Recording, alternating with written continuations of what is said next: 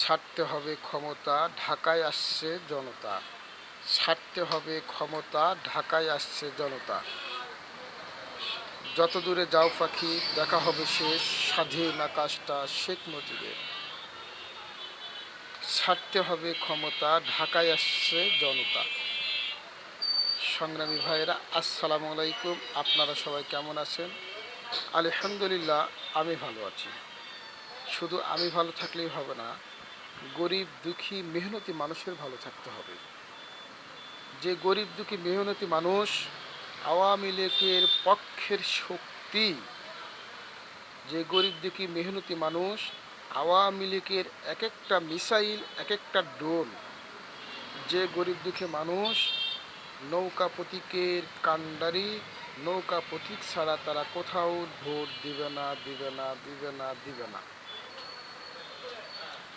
তাই আপনাদের উদ্দেশ্যে বলতে চাই, এই গরিব দুঃখী মেহনতি মানুষ, সাধারণ জনতা যদি ক্ষিপ্ত হয়ে যায়, তাহলে আবারও তারা হাতে লগি বৈঠা উঠায় নেবে।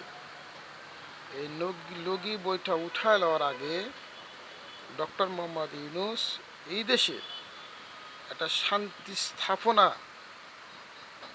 সকল দলের অংশ গ্রহণের মধ্যে দিয়ে একটি সঠিক, নিরপেক্ষ, সুষ্ঠু নির্বাচন দিয়ে নির্বাচনী দলের হাতে ক্ষমতা দিয়ে ওনাকে এদেশ থেকে যেতে হবে।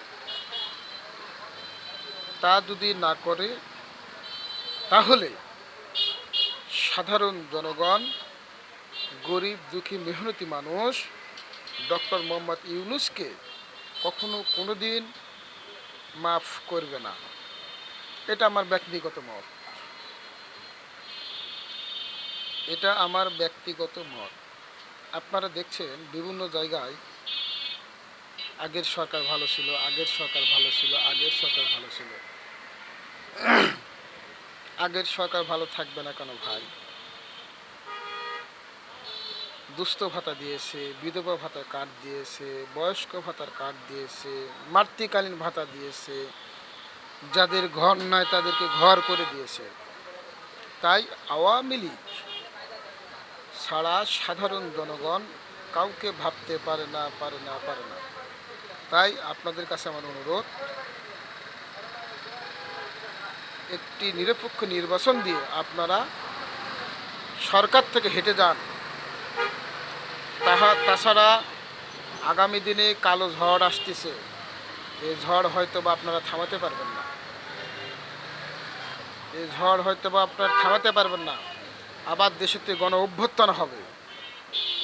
এই বলে আমার সংক্ষিপ্ত বক্তব্য শেষ করছি। আসসালামু আলাইকুম ওয়া রাহমাতুল্লাহি ওয়া বারাকাতুহু। জয় বাংলা, জয় বঙ্গবন্ধু। জয় হোক সারা বাংলাদেশ মেহনতি মানুষের, জয় হোক জননেত্রী শেখ হাসিনার, জয় হোক সাধারণ মানুষের।